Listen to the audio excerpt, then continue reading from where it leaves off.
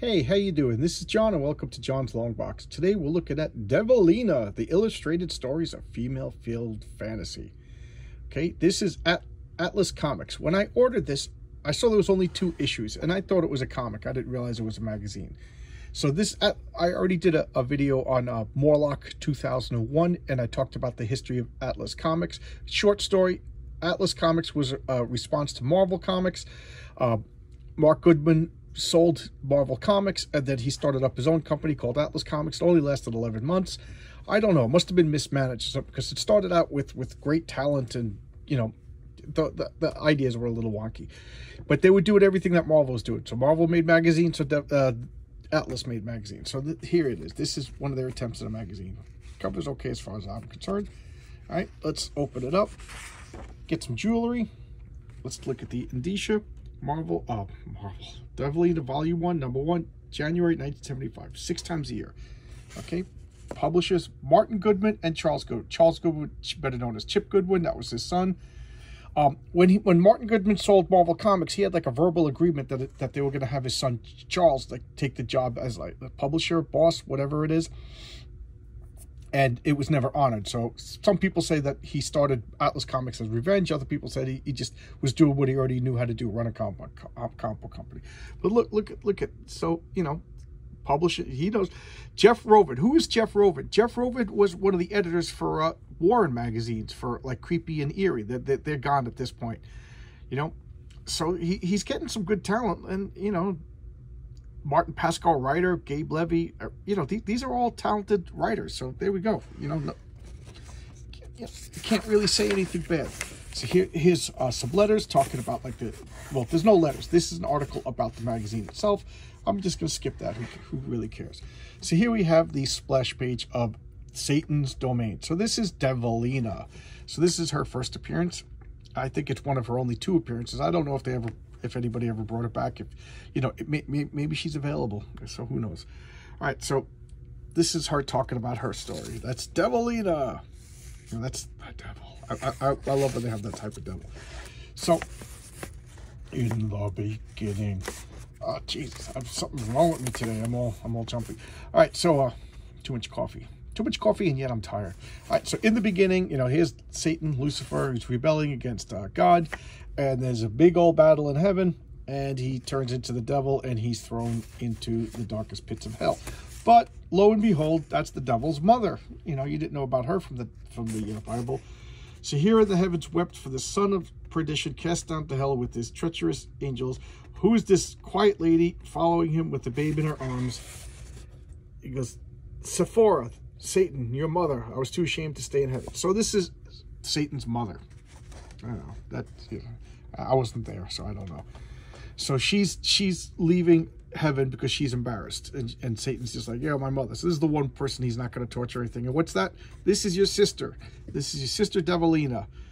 So he's like, oh, well, yeah, well, what, you know, go live on Earth. So he says, you know, you can't be here in hell. Hell is a bad place. So Satan is just like, you know, I could live here. You know, I'm a bad person, but Mom and my sis, you know, they're not going to be cut out for this bad area. You know, get your car out of this bad area. Let me see if anybody gets that reference.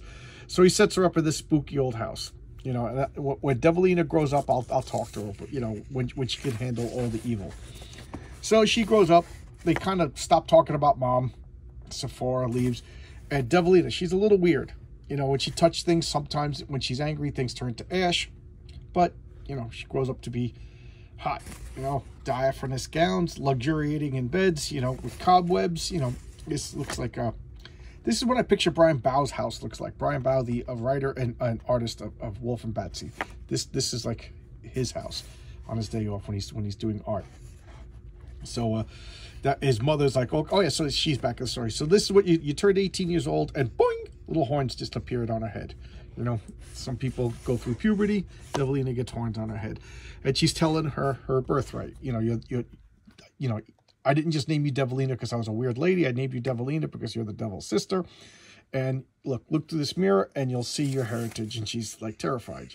I just want to, you know, I want to meet cute little boys and I want to go to college. And that's what she does. She's like, I don't want to have anything to do with this, Mom. I want to have a normal life. She goes, well, someday you're going to need the contents in that box. She's like, well, I don't want to deal with that box. So here she goes. She goes to college, and while she's in, you know, she meets her groovy roommate, and the devil guy comes in and comes to the door. You're 18 years old. You're supposed to come down, and Satan wants you, you know, to help him rule in hell. And she's like, I just want to be sexy with my diaphanous gowns. And here's Satan with all his chicks, and he's like, yeah, you know, you're gonna rule down here. And she's like, I don't want to rule down here. I want to go to college. I want to, you know, I figure what career she wants to do. She's like, he's like, but you're supposed to rule in hell. And she's like, I don't want to rule in hell. And she's like, oh yeah, well you will. And she's like, well yeah, you can't make me. And she goes back, and she goes on a dreamy date. Look at this dream boat. You want to wear my graduation ring? Oh, Ron, will I? And I guess she has the power to make the horns go away. And look, they're having a nice old party, nice wholesome restaurant. And he goes to put out his match. He's, you know, this is why you shouldn't smoke. You know, people forget that smoking summons the devil. So don't smoke, you know. Public service announcement. So he puts out his ash, and boom, everything just lights on fire. Satan's laughing, and she can't do nothing about it. The whole freaking restaurant burns down. Everybody's dead. Everybody's, because of smoking. You know, and she, you know, he's her roommate and her boyfriend are the last ones to survive. She tries to rescue him, but he inhales the smoke and he dies. And she's like, oh my God, you know, you're doing this just to torture me. And she goes home and she's like, I'm going to open up the box. And inside the box is a sexy devil costume. And she says, Satan must be punished. We are now enemies, and she is the sworn enemy of the devil. Satan must not be allowed to go unpunished. So the way you punish Satan is you wear a sexy bikini and, you know, you use magic. So there you go. That's the origin of Devilina. I liked it.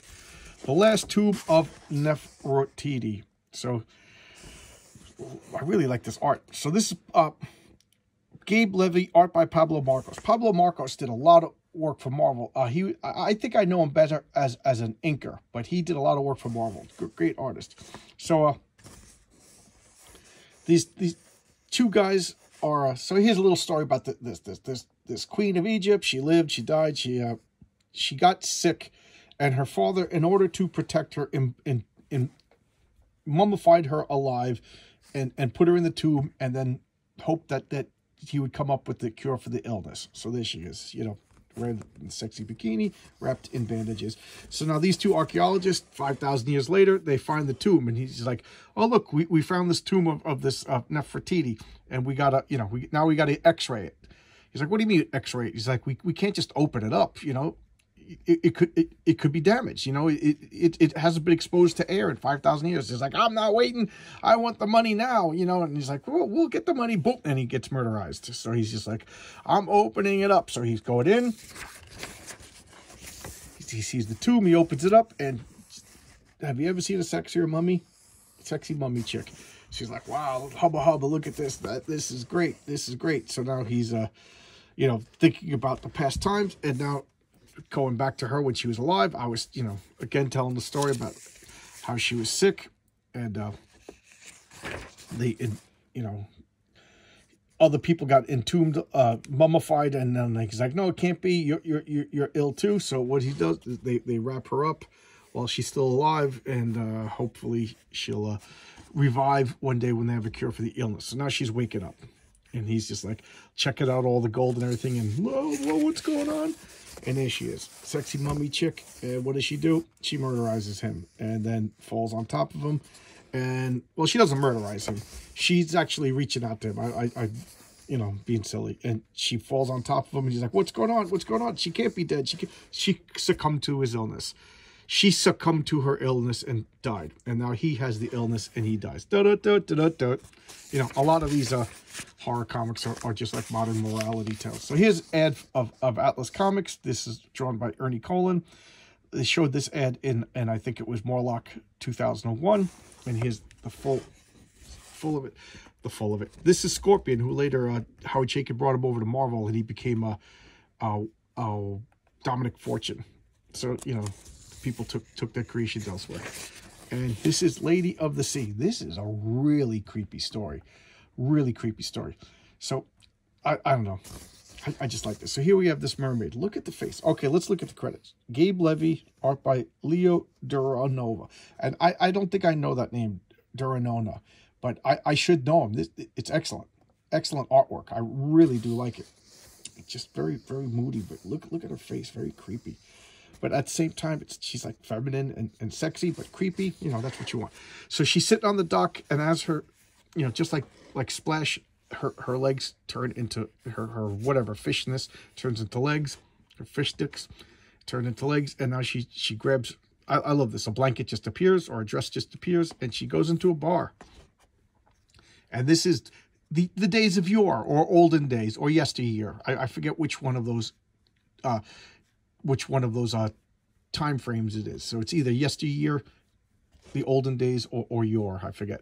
But she goes into the bar, and it's filled with seedy sailors who haven't seen a chick in God knows how long, you know. So they're just like, look at her, and the guy's like, buy a frozen lesson L. Is that all it takes? That's about it, honey. And he's like, wow, this is easy. And he's walking her out into the lovey-dovey zone, and he's you know, all of a sudden, whatever, her spell wears off, or whatever. Or, I was gonna make a real crude joke about moisture. And she turns back into a fish, you know. And keep in mind, she wasn't fighting him. She wasn't like screaming and yelling. She was into it. And now he's like, oh my God, you're a fish. And he's freaking out. So she's murdering him because that's what she does. She's a bad person. She lures men in and then kills them. So he's dead. And now there's just a trail of dead fishermen bodies all over the place. And what are they doing? They're blaming one guy, one of the last people get onto the crew, and like, you're the killer, you know. And he's just like, you know, he's talking about the girls, and you know, he's wishing he met a girl, and you know, he's like, nobody likes me, and you know, because whatever. And what's he do? He pulls up the mermaid, and this is really crude. I forgot about this. Look at that. She's quite a catch. What do we do with her? Bring her below. We'll surprise the rest of the men. It goes, the brutal sailors kept coming at her harder and harder. So just imagine what's going on. Okay. And the restless mate stood behind them, each waiting his turn like jackals waiting for the leftover meat. And that sailor, the one that they don't like, the one that they don't trust, the one that they were already suspicious that he was committing the murders, he comes down. He's like, what are you doing? He's like, you filthy racist scum, leave that poor thing be. And they beat the crap out of him. You know, he's maybe a hero, but he don't have laser beams. He don't have Wolverine claws or anything. So he's just, you know, overtaken by numbers. So they throw her back into the water when they're done with her. And they go, what about him? He goes, who's going to believe him? Who's going to believe him? You know, so leave him be. So now it gets attacked by a freaking sea serpent or kraken. The kraken just comes, and there's the mermaid girl commanding the kraken, and kills everybody but rescues him. And he's just like, what happened? You know, so is he a good guy? I mean, she was murdering people, you know, so that one kind of leaves you a little confused. Impossible. Look at that. Superhero ads. The Night Muse. This one, I really like the art. So this is a story by Michael Callan, art by Ralph Reese. So, geez. Look at this artwork. It's really, really nice. Okay. So this one is the only story that I really didn't like. Okay. This guy's what if we don't have free will is pretty much the story. He's like, well, who controls us? He goes, space aliens. They control us. They control everything about us. Art is gorgeous. I really do like this. Very moody, very horror, you know, I almost like photorealistic. This guy's really talented, but unfortunately the story is subpar, if you ask me. So he's like, I do like the premise. This guy's like, I just figured it out, you know, all these coincidences, everything that's going on, it's space aliens. They're controlling us. He's like, and they don't want me to tell anybody. And then he steps outside, he gets hit by a car. So his friend is, and now there's the dialogue from the space aliens, like, should we do anything about it? Not yet, not yet. So he was absolutely right. So the Merchants of Evil, this one was okay. You know, this was I don't know. I liked it better because it was a complete story than the first one. The first one was kind of just like rushed, if you ask me. But this freaky looking stereotype is very mysterious. Okay, John Albano, art by Jack Sparling. I don't know either one of them, but I do like the art. So he takes off his robes, and he's an exotic animal merchant. So this guy, the postman, is dropping off the mail. And the postman's just like, wow, it's gorgeous here. Look at all these animals. And he's like, oh yeah, look at that. That's cool. Why don't you come back here and have a glass of wine?